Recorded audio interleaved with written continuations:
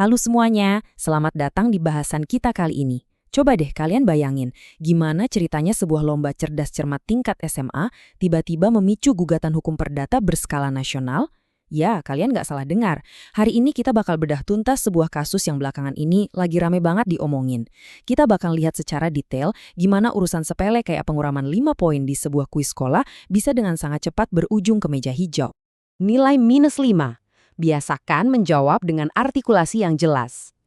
Nah, coba posisikan diri kalian sebagai siswa-siswa itu. Kalian lagi ada di atas panggung, di bawah tekanan kompetisi yang luar biasa tegang, terus tiba-tiba kalian dengar kalimat barusan dari Dewan Juri. Kutipan ini benar-benar bawa kita langsung ke tengah ketegangan pada saat itu. Sebelum kita ngebahas lebih jauh urutan kejadiannya, kalimat inilah yang sebenarnya jadi fondasi dari seluruh polemik ini. Sebuah aturan ketat soal artikulasi yang diterapkan tanpa kompromi sama sekali. Oke, kita langsung masuk ke bagian pertama. Insiden lomba cerdas cermat, di mana kompetisi ini mulai berujung masalah. Semuanya bermula di acara LCC tingkat SMA di Pontianak. Ada perbedaan pendapat yang lumayan tajam di sini. Jadi ada grup C, yaitu tim dari SMA Negeri 1 Pontianak. Mereka ini super yakin kalau mereka udah dengan jelas menyebutkan frasa Dewan Perwakilan Daerah waktu ngejawab soal pemilihan anggota BPK. Tapi Dewan Juri punya pandangan yang 180 derajat beda. Juri bersikeras mereka sama sekali nggak dengar frasa itu, alasannya karena artikulasi siswanya kurang jelas. Salah satu peserta, Josefa Alexandra, bahkan langsung protes saat itu juga. Sayangnya, keberatan dia langsung dimentahkan gitu aja tanpa tanggapan yang memuaskan dari panitia. Nah, momen inilah yang dengan sangat brilian ngasih lihat ke kita apa yang sebenarnya bikin publik marah besar. Perhatiin baik-baik ya.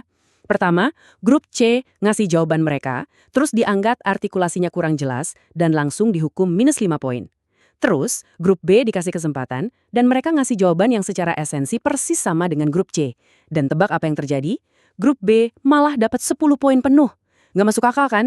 Kontras yang jomplang banget untuk jawaban yang identik inilah yang jadi bensin utama dari seluruh kontroversi ini. Lanjut ke bagian kedua, debat artikulasi -5. Benturan antara aturan ketat versus keadilan.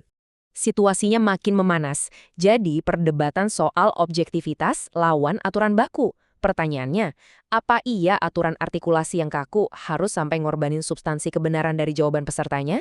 Ketegangan ini memuncak waktu pembawa acara, Cindy Lutfiana, ngeluarin pernyataan kalau keputusan Dewan Juri bersifat final dan mengikat dan tidak dapat diganggu-gugat.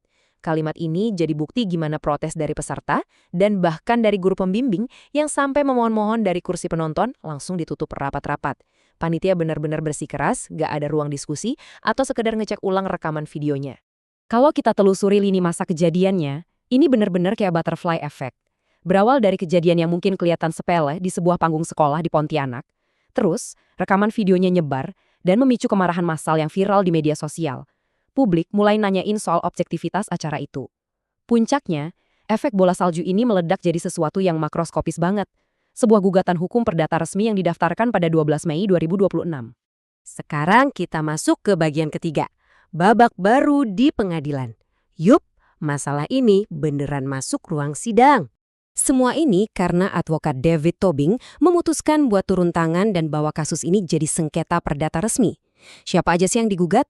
Ada Diasta Sita, Widya Budi, dan Indri Wahyuni, yang dua-duanya adalah Dewan Juri. Terus ada Cindy Lutfiana sebagai MC atau pembawa acara. Dan yang bikin urusan ini jadi punya dimensi kelembagaan yang kuat, Ketua MPR RI, Ahmad Muzani, juga ikut ditarik sebagai tergugat karena beliau merepresentasikan institusi penyelenggara. Kita geser ke bagian keempat, tuntutan dan dasar hukum.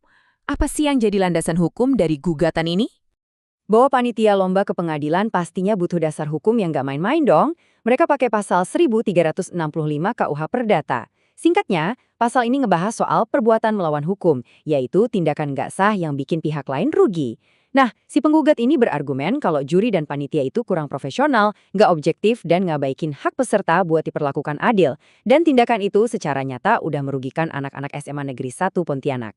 Dan ini bukan cuma gertak sambal loh. Gugatannya udah beneran didaftarin di Pengadilan Negeri Jakarta Pusat dengan nomor register JKT.PST-1205-2026-HEC pertanggal 12 Mei 2026 hari ini. Ini ngebuktiin kalau proses hukumnya serius banget dan emang lagi berjalan. Nah, poin krusialnya ada di rincian tuntutannya. Konsekuensinya berat banget loh. Mereka minta pengadilan buat nyatain secara resmi kalau para tergugat udah melakukan perbuatan melawan hukum. Gak cuma itu, mereka juga nuntut biar kedua juri tadi diberhentikan dari MPR RI dan dilarang tampil jadi juri atau MC di acara resmi kenegaraan manapun. Dan yang terakhir, mereka nuntut permintaan maaf nasional di media cetak buat SMA 1 Pontianak. Coba dipikirin, eskalasinya jauh banget kan dari sekedar kompetisi sekolah? Masuk ke bagian kelima, sanksi dan evaluasi sementara. Gimana respon cepat dari pihak MPR RI? Yang menarik nih, MPR RI ternyata nggak nunggu sampai pengadilan ketuk palu. Di tengah polemik yang makin panas, mereka langsung ambil tindakan tegas dengan menonaktifkan sementara pihak-pihak yang terlibat. Jadi nama-nama kayak Indri Wahyuni, Diestasita Widyabudi, Cindy Lolviana, dan Said Akmal ditarik dulu nih dari tugas mereka yang berkaitan sama lomba cerdas cermat ini. Tapi nggak cuma ngasih sanksi, MPR RI juga jadiin momen ini buat evaluasi total. Mereka punya 3 rencana konkret. Pertama, ninjau ulang mekanisme perlombaan biar nggak ada lagi celah miskomunikasi.